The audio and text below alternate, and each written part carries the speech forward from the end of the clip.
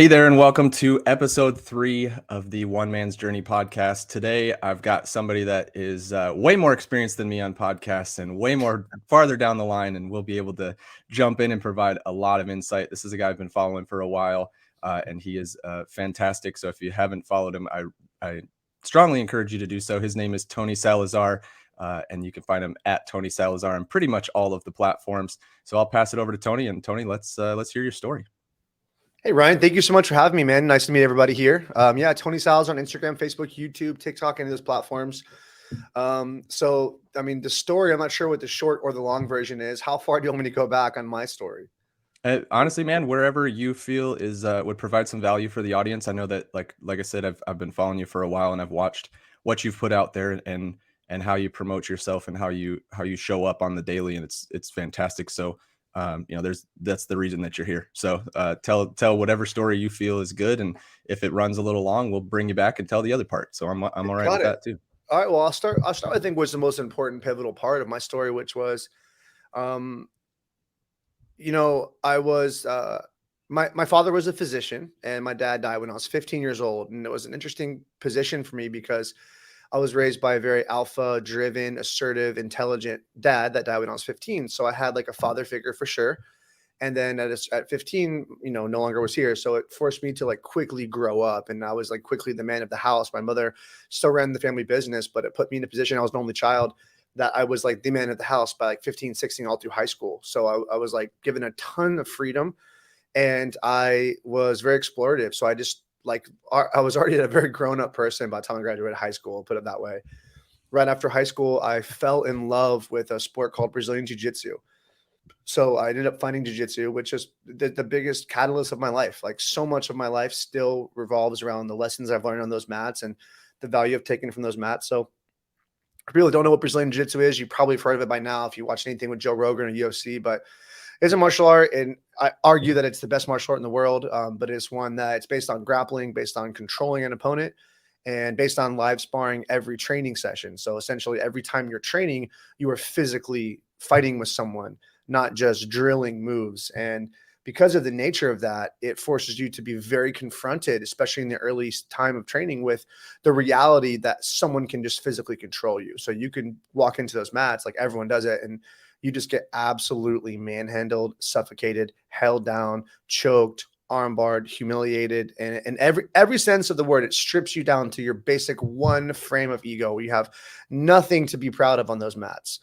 And it's very rare that people actually decide to stick with it. From the people that entered the doors to who actually stays after 1 year of that sport, it's something like less than 18% of people, because it's something a lot of people just can't tolerate, getting their ego smashed. Me, at the time of my life when I got into it, right around 18, it was everything. It consumed my mind. I was addicted to it. So I started competing in jiu-jitsu as a hobby at first, and I went to a professional level. My entire 20s was dedicated to that. And I learned a lot about myself and what I was. So I got my black belt in 2016 after a long time of career competing, multiple world championships, traveled around, had multiple sponsors. One of them was called a company called On It.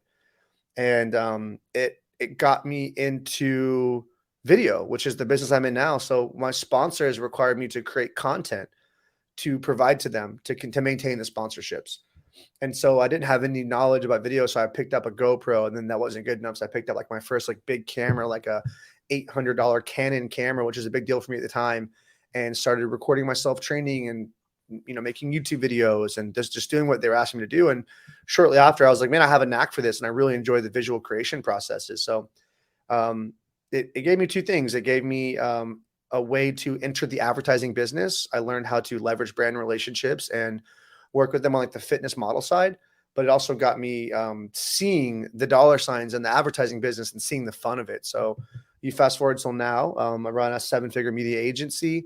We're in St. Pete, Florida. We have 16 people working in the business. We've done everything from we're going on private jets, filmed yachts, tons of fitness commercials, tons of plastic surgeon, med spas, a lot of real estate, rented live tigers for shoots. I mean, we've done it all at this point now. And if you look at our like portfolio, sometimes I go back and I scroll and I'm just kind of like, wow, like we've really done it all in this business. So that's the short version of it. Yeah, I mean that's a great short version. That's a lot of a lot of long time frame, and like the journey is amazing, right? And that's what the whole thing is about. You mentioned BJJ. I've done it. I did a 3-month trial of it, and Nice, I would have nice. loved to continue that. Like that was something that was such a difference maker, even into that short time frame of Yeah, basically exactly what you said, right? Like you walk in and you are humbled from day one. Like you yeah, think you can walk in and look at people that are smaller than you, and they are wrapping themselves around you and in ways that you didn't even know mhm, were possible. And it is literally, it's just, you walk in and you walk out a different person, even just from day one. And yeah, the functionality of that was so great, just to feel that in the body, yeah, 100%. right? Like you can't get that from just lifting weights. You can't get that from running. It's Yeah, that's an interesting perspective. So that's it's just another such a topic right different there. feeling. But I agree. There's something that we say on the mats. I'm on my 18th year of nonstop jiu-jitsu. I still train 3 nights a week here in St. Pete. And it's something, and I trained in Lakeland primarily. So I'm 3 years into St. Petersburg, but I found some amazing gyms out here. I visited all of them. Being a black belt, that's probably one of the coolest parts is I put my time on the mat and I'm very well known within the area. So it's like, as long as you come in humble and respectful, like every coach at every gym is just happy to have you in. Hey, you're a great guest black belt. You can roll with their students. They'll have you assist teaching class.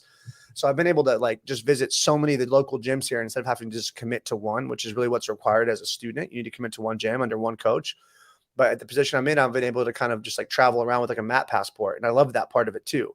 So I'll hit sparring at different gyms on the weekends at open mats. And it's always cool too. One of the funny things is like when we do no gi, which is I do both, and no one knows the level that you're at, you might look like just some normal guy. They don't have any context for you. So you roll with somebody in no gi and they just like blitz you and come at you really hard for 30 seconds.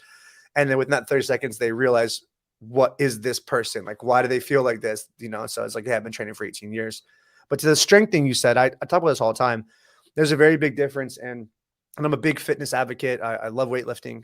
But there's a very big difference in the strength that you can move metal and lead and machines, and then the strength that you could squeeze somebody with. And so there's something most people haven't felt. So like someone could have a very strong squat or bench press or shoulder press or row, but there's a very different level that when you've trained it, the static hold strength of jiu-jitsu for so long. So, I've grabbed the hold of a lot of guys that are bigger and stronger than me. And when I've actually got a back clench or a tight waist grip on them and put some pressure, there's always this astonishing moment. They have to say something about it. Why are you so fucking strong? And it's like, it's a different than pushing something. I've held on to people for years. So like the idea that someone's going to squirm, just break loose of a grip when you have it on them is like, they'll feel that quickly. It's not going to happen.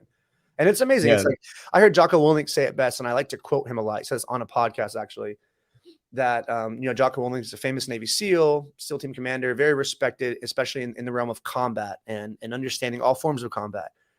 And he said that his kid asked him, Dad, are there such thing as superpowers? And he's like, I thought for a minute. And he's like, yes, it's jujitsu. He's like, jujitsu is the only thing on this planet I've ever seen that can give you superpowers, where you are actually no longer an equal to a normal human being. And I agree with it. It's like, it's something that's carried me a long way in the business world with my confidence, with how I present to people. And really, like, something I talk about a lot, the benefit of it is that there's a lot of scenarios in the world with people that cause men to feel sized up. Men are always sizing each other up. It's in our nature. Even if some deny it, they're just denying it because they maybe haven't acknowledged it to themselves, but we do it. We notice a guy's legs around us. We notice the width of his shoulders. We notice the width of his neck, his forearms. We notice, man, and then we start to perceive their intentions. And if there's somebody that looks physically intimidating and they're assertive and they're not very likable, we now feel this sense of threat inside of us. And we feel this need to almost like bow up and give them a cold shoulder. This could be in a network setting, business setting, whatever. Well, when you've been through enough time on the mat and you've just you rolled thousands of times with thousands of people, and you really know what you're capable of, it takes away that concern of other people. So I find that I can just present a lot calmer and not have those moments. Or I've been around other people and they're seeing, this guy, like they get triggered by the behavior of others more so, where I'm like, I think they're triggered because they find that person to be a threat. But imagine a world where you didn't see other people as a threat at all. You felt so secure. You're like, it'd be really hard for them to physically hurt me. And so based on that, I have no problem going over and just getting to know them without those layers in between. And it's something that's like hard to quantify what I'm saying until you experience it. But it's nice. And I get complimented a lot. Like, man, you got such a calm, easy, confident demeanor. A way that I could put this, a perfect example would be, do you know how it feels when you're at a setting and someone's a close talker? You know what I'm Yeah, saying? yeah, exactly. So Yeah. a lot of people are made to feel uncomfortable with that. So imagine if you're in a network setting and there's a confident man and he's taller than you and he comes over and he's very close. He stands very close in your space and he's talking to you as a close talker. I notice people, they'll shrink away from that because they feel this closeness barrier has been invaded. And so like you don't feel that anymore. You have no problem with the closeness, no problem with someone grabbing your shoulder and squeezing yours. Like, yeah, like it's just normal physical translation. So I'm grateful for that part of my life, and it helped me a ton. The jiu-jitsu part has been something that I see so many lessons that come up in my life that I equate back to those lessons in the mats for sure. Yeah, that's great. I mean, it's such a cool thing to see something that you started just, I don't want to say naively, but naively, right? You didn't expect, you didn't see all of that coming. No. And I talk about this a lot, and I think about this a lot, and I end up with a lot of TikTok videos scrolling through because of it. But just the aspect of like where you start is not where you're going to finish. And Yeah. so the fact that like it where you said on your journey, like from starting out jujitsu to, 7-figure media business, like connect those two anywhere else and at the beginning of your process, and you wouldn't, right? And so that's what's cool, is taking those steps in the directions and having the confidence built from things that don't even really associate to them. Like it's such a crazy journey that way. And I think that a lot of people try to set themselves in a stone, or set themselves like, well, what do you want to do with your life? Whatever comes up. That's how I'm thinking, right? Like whatever the next step is, that's what I'm going to do. and Yeah. and you've got to have the goals, but you can't set yourself down a train track, because that train will derail at some point, and you got Yeah, to have somewhere that's else to well go. said.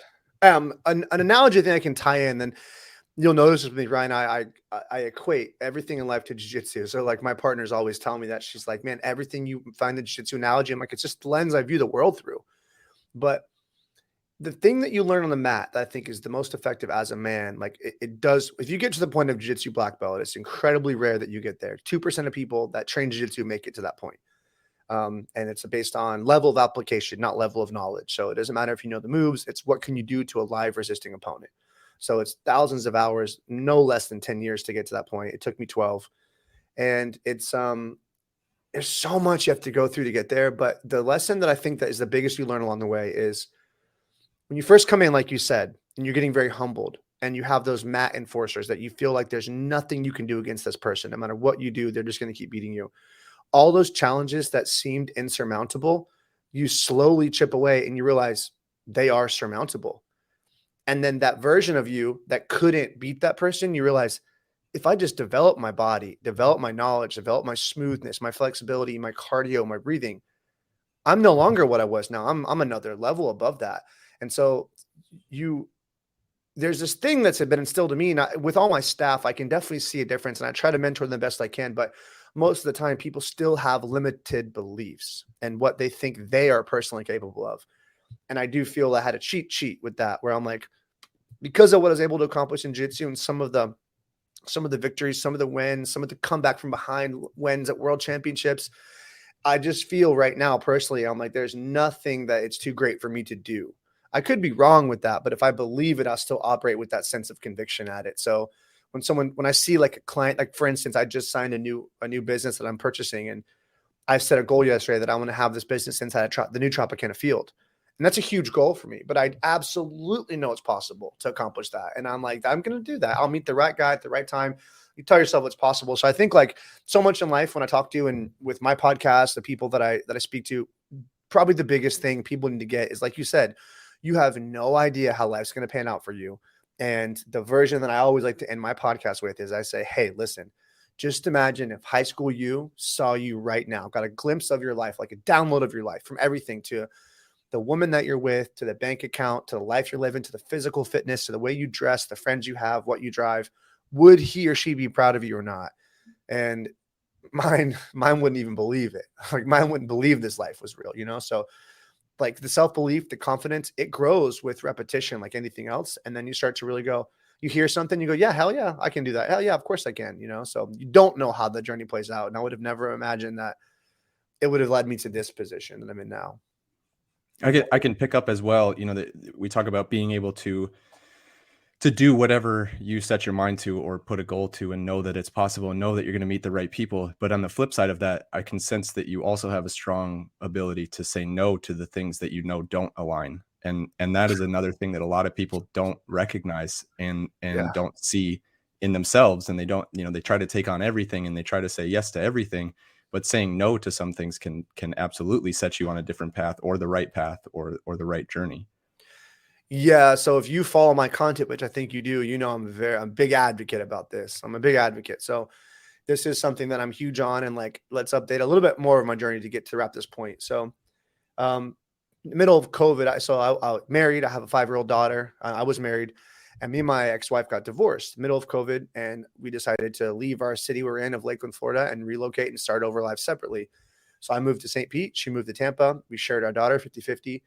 And through that time of my life, it was challenging because when you separate from a marriage and from a partner, I went through probably one of the hardest things men go through, which is divorce. And now I have a lot of sympathy for men going through it because I realize how it really can affect men. And I'm lucky that I had the rest of the grit that I came with, because I made it through without getting into too long of the depression period. A lot of men go down a deep depression hole.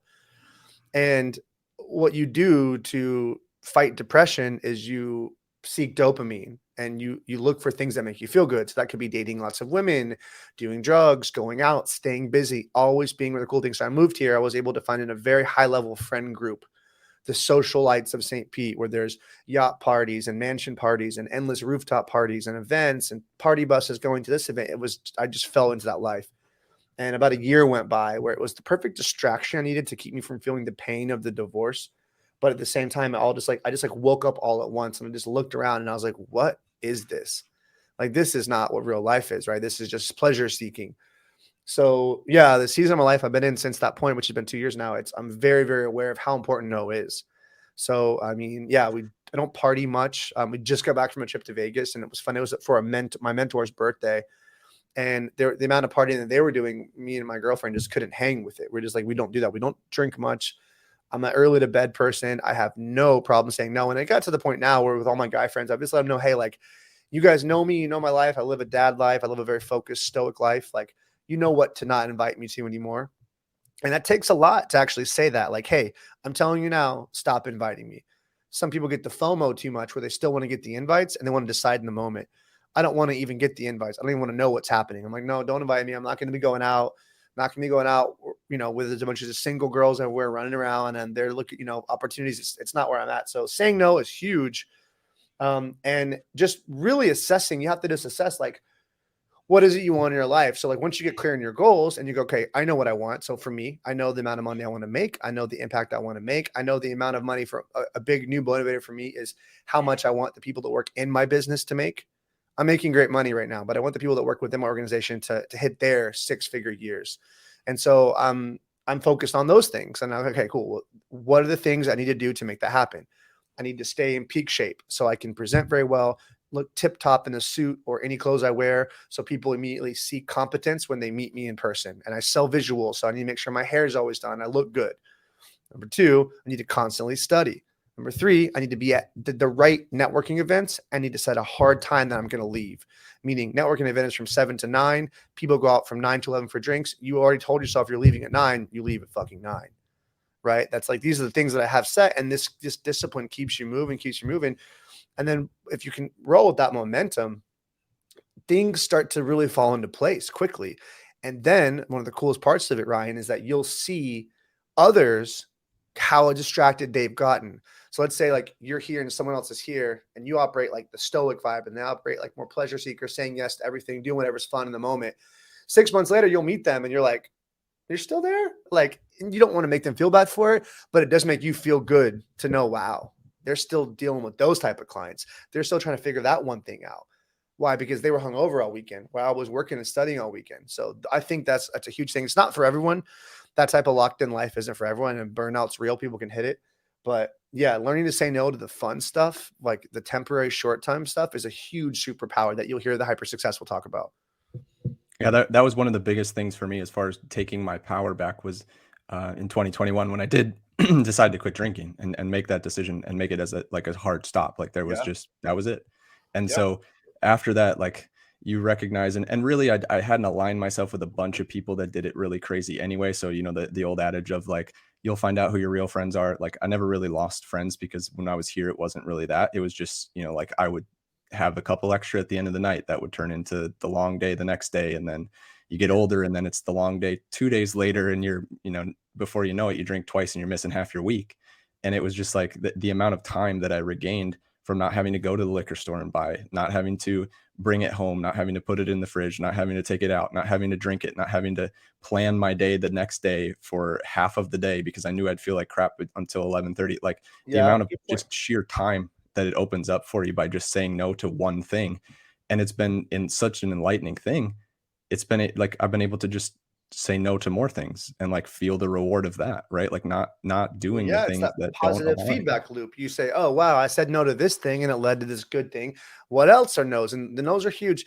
Even to what you said, like I always make this analogy because people do seem to get it like this. It's like, hey, imagine there's two versions of you, like two exact versions of you. And then the list can go on, but we're gonna do a short list here. So two clones of me. One clone, though, he doesn't lift weights and he eats based on his taste buds and he doesn't trim his beard and he doesn't get frequent haircuts and he doesn't use facial moisturizer and he gets clothes off the rack, doesn't care how they fit. And he drinks 4 or 5 nights a week and he stays up late watching Netflix and he sleeps in late every day. You combine all those things. And then the other version of me does all those things. We're the exact same version of person. The DNA is the same. We're two different humans now after a year of that. And there's no way, there's not one human endeavor that he'll be able to beat me in. Whether it's a physical combat, it's a sales off, it's a girl we're both chasing. I'll beat him in any human endeavor simply because I'm operating at a higher level on all those things. So personal presentation, my mind, my sharpness, my focus, all of those things, the money that's on my account because of the focus. So I always tell people, you can just create that Bruce Wayne version of yourself anytime you want. Like everyone has their Bruce Wayne version of them living inside them. And you look, it's just true on the other side discipline and stoicism. It's just like, look at that. Look at the life Bruce Wayne lived. And I actually just recently watched the whole Batman series again with my girlfriend. I'd never seen them. And I'm like, I've always been obsessed with Bruce Wayne, right? That's kind of like what I've wanted to always be, is like that badass, rich, handsome ninja, like I was like, that's a good goal to strive for, whether you make it or not. But that's a good model to follow with a deep sense of integrity and duty, and you can create that in yourself. And if you look around, especially in our city, St. Petersburg, like you're saying, there's a lot of pleasure seeking men. So I actually use that to my advantage because you say, hey, like, how easy is it for me to just energetically separate from a lot of these people? I walk into the room. I walk into the room at Canopy and I can feel the difference. I can feel people notice that I'm there, not because they even knew me prior, even though I do a lot of advertising. That's not my whole thing. They just feel something like, okay, like I'm hoping what they feel is like, yo, a real one's here now, because there's something different about you by the eye contact you can hold and the way you stand and the slowness to the breathing. And these things just come from you just like knowing that you've done the things and you're in the presence. That's what I think. It's like when you're not just constantly scattering for the next thing, you're waking up late, you're scrambling to this thing, you're running to this thing, you're texting, you're kind of just feel behind, life can And the life can get messy. physiological aspect of you walking into the room, it just stuck with me there. I just seen this video, and of course, everything happens like this, right? You see a video, and then it gets confirmed within whether a conversation or something happening in your life. But the Joe Dispenza talks about it, and he says, when you take that power, you're able to project that energy outwards of 9 meters from your personal Joe body. That Dispenza is the energy. man. So the amount of meditation that some of those things take from like the way he explores things it blows my mind. Like it just, he's awesome. I just sent that to my buddy. I sent a TikTok. I'm like, and it was like, a 2-minute TikTok. I'm like, can you imagine the amount of internal searching and meditation that just this 1 2-minute clip took? And he does that every time. Yeah, I've done a lot of his meditations. I've done some of his online programs. He's awesome. And I agree. Like the people do feel energy and people ignore these things, but 100%, and I'm only speaking to this thing. I'm not speaking this thing to be boastful. I'm speaking because, and my partner can confirm this, like the amount of people that tell me things like, dude, you look like a fighter, bro. Like what do? You look like you do something. You look like they come up to me and they'll make a comment on just the presence. Just something, man. Yeah. You like, or they'll make eye contact more easily. And it's like, you feel that. And it's like, man, I've had friends comment on it. Man, everywhere you go, someone's talking to you, someone's hyping you up, someone's walking over and telling you something. I like this, I like that. And it's like, yeah, I think people are very hyper attuned to sense energies, but like it's almost like this. Like when I was single, and I have a lot of friends who are still single in their 30s in St. Pete, and I was trying to explain this analogy, and this is based on the energy. And Joe Dispenza's teachings would confirm this. It's that. Are you single as well, Ryan? No, I'm married. Okay, you're married. So you're a single guy and you're seeking a partner, seeking a woman, and you're in, for a lack of a better way to say it, you're in your fuckboy season, which a lot of my friends are. So they are talking to 3 to 4 or 5 girls at once, constantly on dating apps, seeking and searching, constantly meeting up, having sex with or dating women throughout the week. So they're giving limited, like, fractions of their focus to these women at once, and they're constantly entertaining conversations with other women. The good women, the wife women, the high level women, they can sense that on that man. The minute they talk to him, they could be attracted to him on the dating app and they could go on one date, but they'll find that woman won't be drawn to them. That woman won't come to them. So they can say, oh man, I'm just dating all these girls, but I'm not finding the wife. You're not finding the one. And it's like, clearly your thermostat is set to fuckboy. It's not set to husband. It's not. And they know that. Women can sense that immediately. They might try to waste their time and make you a good man.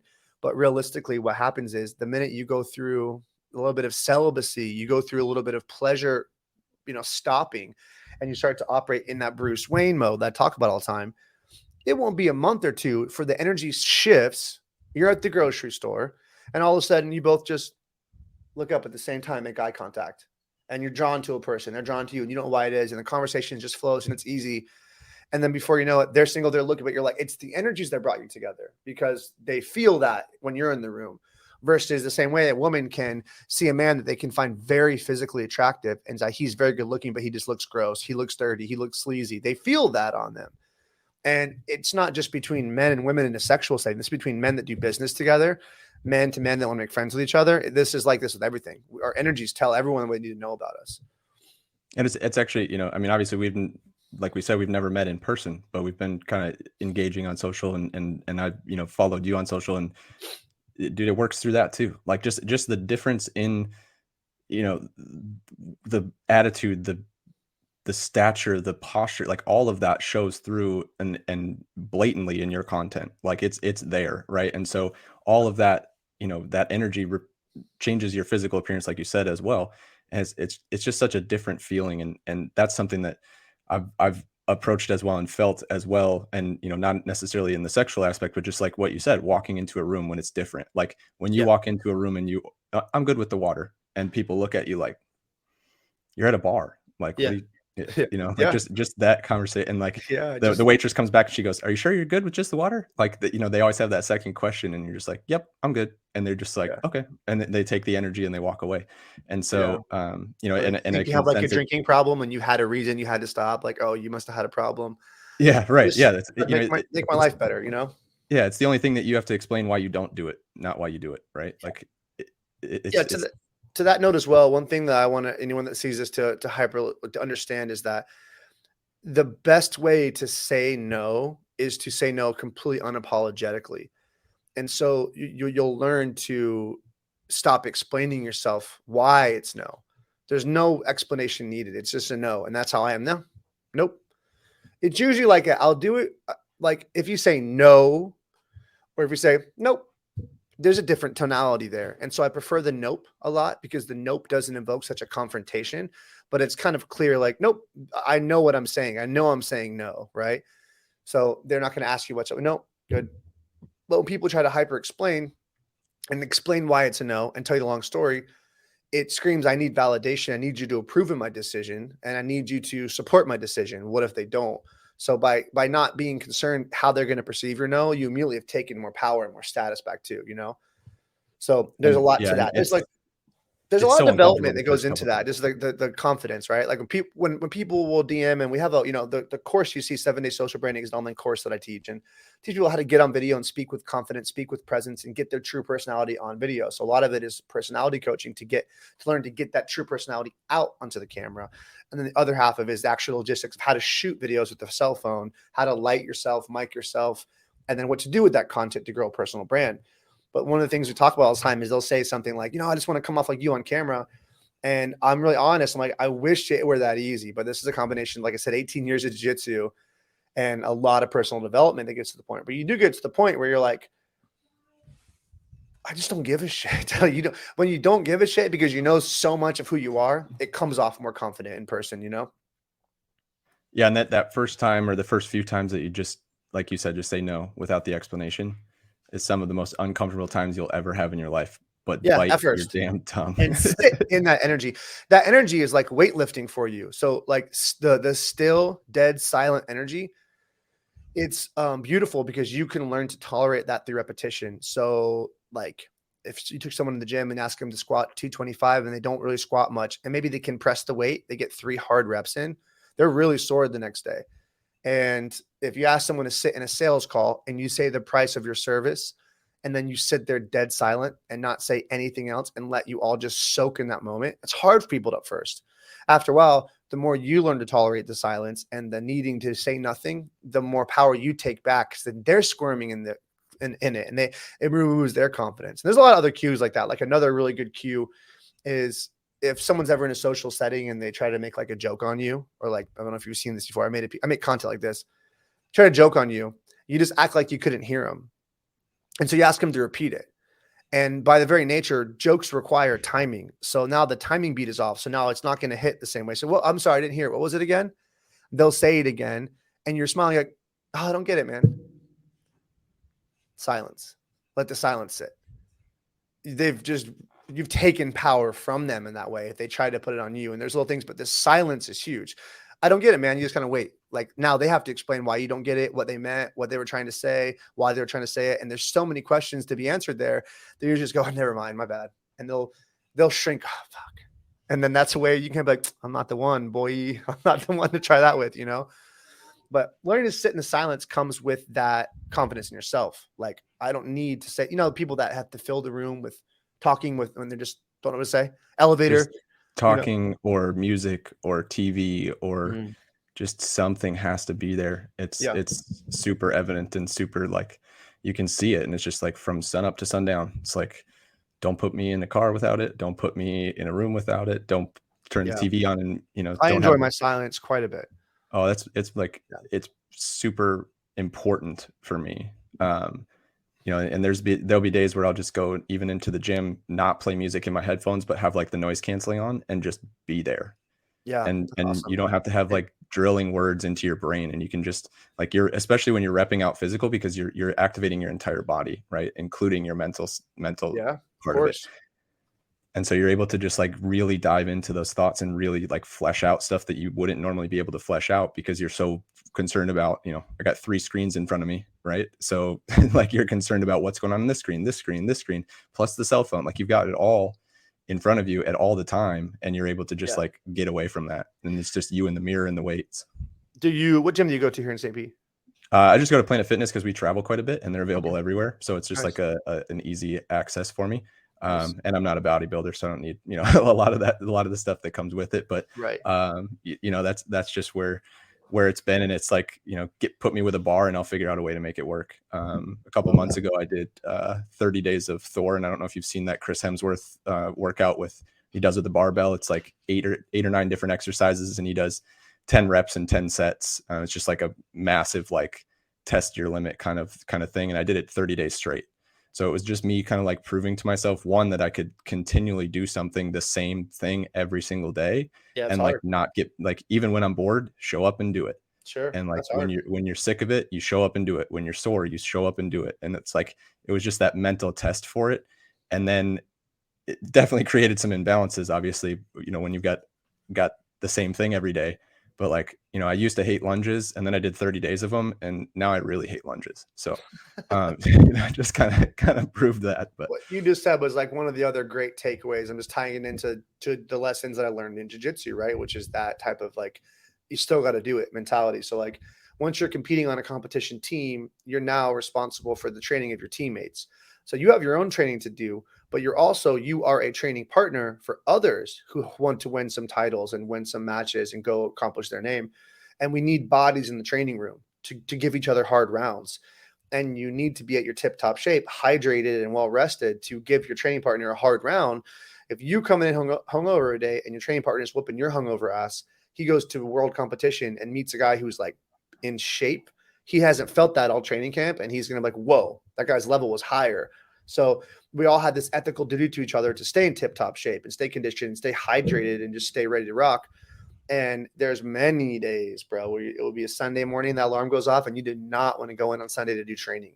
But you had the group chat that was like, we all needed to be there. And if you weren't there, your teammates, your comrades were like, yo, you let me down. Where were you? They just roast you endlessly. So it developed over years and years and years, this mentality of like, dude, whatever happened, I would go into the gym every day, 7 days a week, the jiu-jitsu school. And even on days I didn't even train because I was injured, I would go in there and sit on the mat and watch everyone else train, to be in the energy, to mentally train, and to see, so you're just got the habit of every day I was showing up, every day you're going there. That's phenomenal in business, because when I talk to people, they just decide to take a day off because they're not feeling good that day, or they're like, I'm taking this. Don't get it wrong. We take time, we take trips, we do our thing, but the fitness is going to get done. The work's going to get done. You don't like avoid the hard stuff, So those little challenges, like you said, are phenomenal for you, because like I make fun of 75 hard, but truly I think it's awesome. I only make fun of it because I make fun of people. I say everyone who does 75 hard quits after 75 days and then they get fat again. So I was like, what's the point? I've never met anybody who did it and then like that sparked their fitness journey and they stay peak. I'm like, how about you try 365 hard and just like stay in shape, but truly, I think those things are amazing because it does test you a lot, and it will put you in a place where you believe in yourself more after. That's the beauty of test, right? You enter as version 1, you exit as version 2, and now you believe, well, shit, if I can do that, what else can I do? And then when you do 50 and 60 of those little challenges, you start to go, I don't think I have any idea what I'm capable of, and that puts you in a place where you just seek the challenges constantly. Yeah, that not knowing what you're capable of is obviously the plague, right? Like that's what creates average, is because you look at something and you see, okay, I don't know the steps to get there, but I know I can get there. Yeah. Other people look at it and go, I don't know how to get there, so I'm not going to even take the step. And yeah, so, dude, that's most people. And I actually don't mind it. I don't mind that at all. I make a lot of content on this, and I'm known to be a little controversial. I make content purposefully to trigger people, just to get them to pay attention, emotionally react. So I have no sympathy for lazy men. So like the areas that I have no sympathy for men are men with guts. I always say that if you've got a belly, if you've got a gut, do not expect other men to respect you. They might treat you with respect. That's different. But to expect me to actually respect you as a man when you have a pot belly due to simply indulgence and lack of movement, you've lost my respect there. Doesn't mean I don't think you're a shitty person, but I'm like, no, I'm not going to treat you like my equal. Right. And so you start to realize, like, people don't, to your point, people don't believe in themselves because of the story of their life, the stories they've told themselves, what they've been subjected to. But I could feel bad for them if this was like 1970s and I just got a bad dice roll. But right now, with the access to information, with everyone having a smartphone, information being the most readily available, easy, anybody with the spark of motivation and desire for a more abundant life can find it. So I truly don't feel bad for anybody anymore, because people that are on welfare have cell phones, they have internet. So if you want the answers, they're out there. Most of the biggest life-changing things in my life have come from that little 100-year-old book over there called Think and Grow Rich. 100-year-olds written. You can find that book anywhere. And you can read that book over and over and over and over again, and just constantly reiterates points in your mind of, it is nothing to do with what's happening around you. It's everything to do with how you're perceiving what's happening around you. And it's like, so when I meet people and they're down on themselves, I can't catch a break. I'm like, keep that shit away from me. Like, I'm not going to be the shoulder to cry on. And if you want to climb up the mountain with me, let's fucking go, bro. But if you're going to, bump your knee and want me to help you limp you up, that's not me, like that's not the dude I am. So I always say this too, like when people are like, oh, like if it's about fitness, business, motivation, whatever, they're like, oh, this guy we should help him. Oh man, look at the people around us. Look at the pool. All these dudes are out of shape. And I go, that's a good thing. I was like, trust me, when you walk up to a pool and there's 50 guys there and 46 of them are completely out of shape, I don't see that as a problem at all. I see that as better, right? Because now my perceived value is so much higher. Now I instantly separates you. Stand out way more, right? And then if you combine that with some substance and personality, a beautiful woman, and then people immediately, they'll take you as, this dude's clearly deserves some respect. He's got some things in place, and that gets them to look at you different. I've noticed that big. I made a piece of content, which this is actually something kind of drifting, but I want to stay in the subject. Something that I noticed when I got into business that I didn't want to believe was true for so long, and I fought this for so long, like we do, right? We're stubborn and we fight things, and then we have to eventually accept them. Was I did not, I still don't like designer brands and like wearing suits and Gucci shoes and like the handbags and the Rolexes and all the stuff that the status symbols say about people that earn income.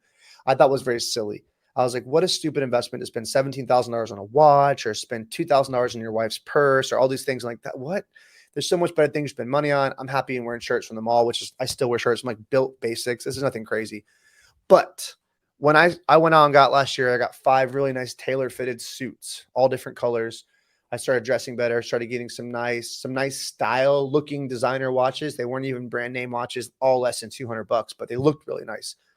I started presenting like that when I would go out in the world, network settings, business dinners, meetups. Instantaneously, it changed the level of the connections I was making. It reflected on my income so quickly, Ryan. And it got me into rooms and tables with people that I was like, wow. Like if I did not wear a suit here today, these dudes would not have invited me to sit with them. And I was like, it's like lunchroom all over again. But there is such a raw truth to that it's like, if you can present in a way, and then you add fitness on top of that, and you add a beautiful woman on top of that, the way that other men perceive you is so dramatically different. And you will 100% catch the attention of others, and you'll get brought up. Just like this trip I was in Vegas with one of my mentors, worth $70 million.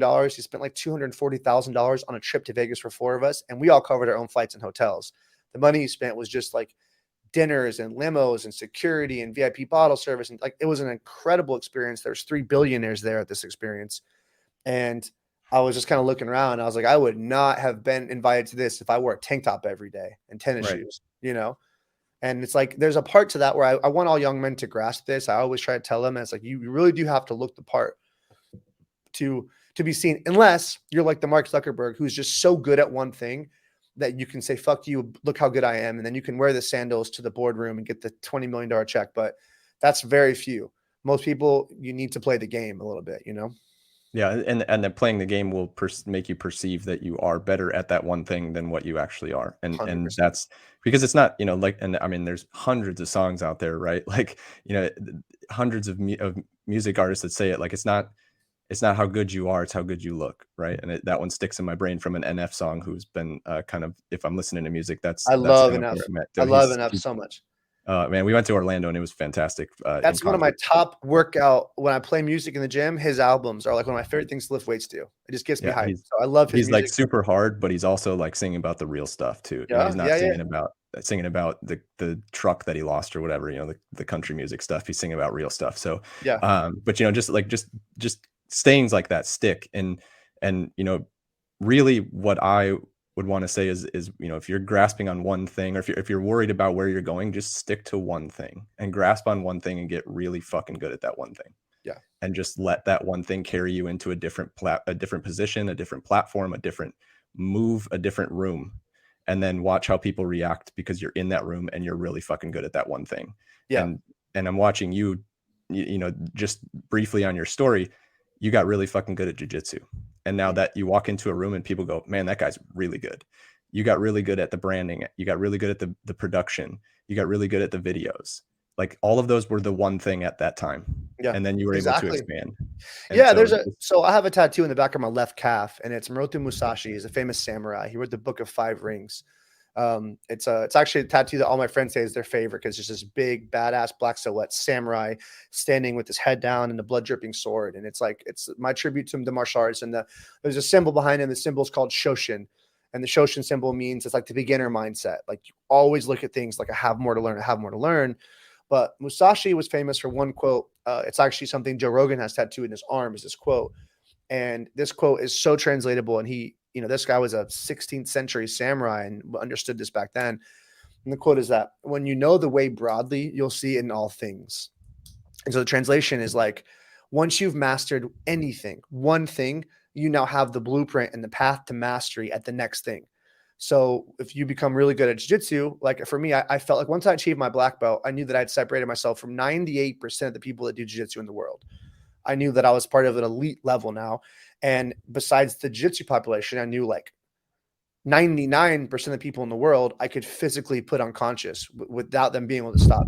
So it put me in this position where I was like, okay, like it was a humble knowing, but it was a knowing of I am not a normal dude anymore. I felt it the minute that belt was tied around my waist. I was like, I did it. I fucking did it. Instantly, you go next goal, but then you come to that next goal with this, like, bro, like David Goggins said, it says this best. I'm going to quote Goggins here because I've read all his books. I just saw him in Tampa 2 months ago too. It's like you hear the positive affirmations and you hear all that shit, like speak positive. And I do that. I write the affirmations, but he's like, you really need to learn how to access both positive and negative. So when you're in the morning mirror and you're waking up, or you're standing in the mirror and you're at home, that is the time to tell yourself all the things you really need to hear. Bro, you're a lazy piece of shit for not going for that run today. Dude, you think you're hard? There's dudes out there that did this, they did this, they're making this. You remind yourself of what you're not all the time. You need to be honest and keep yourself humble. And then when in the middle of the hard thing, you're on the run, I road bike a lot, you're on the long road bike, you're in the hard gym session, you're dealing with some business bullshit, and you're starting to mentally unravel, that's when you remind yourself of all the amazing things you've already done. And you go, dude, I'm the motherfucker who got my jiu-jitsu black belt. These guys are not. I'm the guy who figured out how to do this. I'm the guy who got that girl. You tell yourself that in the moment, and you're just like, dude, you're not stopping me with this. Like, it's going to take a lot more than me. So like, I've had road biking days where I literally felt like I wasn't going to be able to ride my bike back home on 40, 50 mile rides. And I was like, my legs don't want to move anymore. And I'm like 8 miles left. And I'm like, there's no fucking way these 8 miles are going to break me. That's the shit I have to say, because then I start to believe that. Right. So like stories you tell yourself, like each little thing you go through strengthens you for the next one is really like the biggest thing it does. And pulling out the cookies out of the cookie jar, right? Like I think totally that's what right. he says in Can't Hurt Me. And adding one more to that too, you can add a step in between, right? Because the preparation piece for the hard part is probably one of the most important pieces of that. So in the morning, you tell yourself what you can accomplish. Right before you go in to do the hard thing, you prepare your brain and you tell yourself, are you ready? Because your brain's going to start lying to you right now. As soon as that hard piece hits, and as soon as you hit that first wall of like not being able to press that rep, your brain starts twisting things and starts lying to you. And going into that, and then you evolve into that mentality of like, I've done this before, I can do it again, and being able to build off of that too. Like that whole pathway is such a powerful thing. It's that sentence you just said that really sums up everything we just talked about. It's, I've done this before in one version or another, and I know I can do it again. So for me, like I take it all from, we called it the dark place in jiu-jitsu, where you'd have matches where you're like, the last 2 matches were like, I was blacked out. I was so hyperventilated, exhausted, pins and needles through my body, but I just kept fighting. And sometimes you had no energy to even consider winning the match. Your mentality was, I'm not going to let him tap me in this match. I'm just not going to get tapped. I'm not going to get finished. I'm just going to survive. And then you realize like, yo, you actually do have so many deeper levels where you can go before you let someone just kill you, right? Before you just give up and stop resisting and let them just choke you, right? And so after that, you wake up the next day and you're like, all right, next time you're in that hard position, you're like, dude, it takes a lot to break me. Like, I'm not just going to get stressed and unravel. So you start to believe that in yourself. I've done it before. I can do it again. That's the quote Musashi said. When you know the way broadly, you see it in all things. And yeah, so when that's it, that's the best advice I give everyone. You find one path to mastery at one thing, whether that's drawing, rapping, like NF did, whatever that is, you find something and you have it be almost like your religion that you do. And I actually think it's better personally when that thing that you do isn't what you do for money. Because then you always have it. So like it'll always be in your life. You'll never get burnt out from it because you don't start to resent it when the money's not coming in. So like for me, it's been martial arts. And I train boxing, Muay Thai, Jiu Jitsu. I'm always doing something martial arts. It's my religion in a way. It's like my self-development religion. But I never try to do that as a career. I never tried to like teach it and make money with that and open up a gym, because I was like, no, like a lot of these guys, they end up not training because they're just teaching all day. So I'm so selfish about my training. My training is my time. Yeah, I'm even selfish on the mat. This is going to sound bad, Ryan, but like when I go to gyms and I'm rolling with someone, and if I'm just like so far above their level where they know that they're not going to win the match, they'll just stop and try to ask questions the whole time. And that does irritate me. And I'm like, I'll say, hey, brother, I'm here to train. So give me the best you got for this next 4.5 minutes. Like, I'm not about to stop and give you a mini private lesson when I only have time for 3 rolls today and I got to get back to work. So like, this is my training time. just enjoy this for what it is. It's an ass whooping that you're going to get on your journey up, and that, trust me, those all build you up, You know, go ahead, go hurry up and set up your phone and record it, and you can watch it, and then that'll Yeah, be it's you gotta get your timing, because they'll ask. I'm like, man, I don't have time to break all this down for you, right? Like, right. Yeah, and you get tasked with something, you do the thing, and then you move on, and then the multitasking part of it is its own thing. But man, I think we could go on forever. I seriously appreciate your time today and rattling through this stuff with me. And I've had some realizations, and I hope you have had too. And I hope we bring some realizations to the people that are watching and listening. But I'd love to have you back, and I think we could fill another hour right back up with, sure, man. with a bunch Anytime. of stuff, bouncing it off. So I appreciate you, and Absolutely. we will see you on the next one. Thanks, everybody. Awesome. All right. Thank you so much, Ryan.